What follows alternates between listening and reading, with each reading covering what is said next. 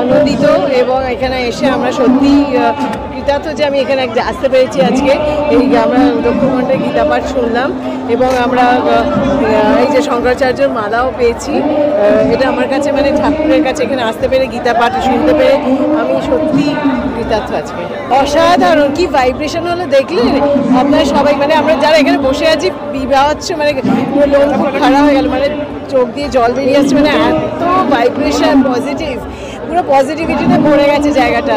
1,37,000 সনাতনী হিন্দুরা আজকে এই মুহূর্তে ব্রিগেডে রয়েছে। আমার মনে হয় এটা একটা ঐতিহাসিক দিন যে পশ্চিমবঙ্গ এবং সারা পৃথিবীর সনাতনী হিন্দুরা এটা মনে রাখবে। গীতা পাঠ শুনতে আসে সব খালি পায়ে এসেছে, জানেন এই ঠান্ডার মধ্যে খালি পায়ে এসেছে, গীতা পাঠ শুনতে আসছে, কত ভক্তি তাদের।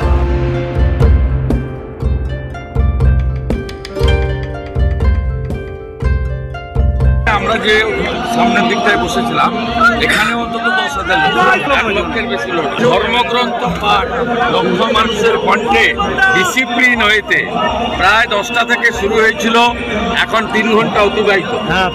এত ডিসিপ্লিন হইতে প্রোগ্রাম হয়েছে এবং এত সুন্দরভাবে এটা একটা নজির এবং ইতিহাস সৃষ্টি।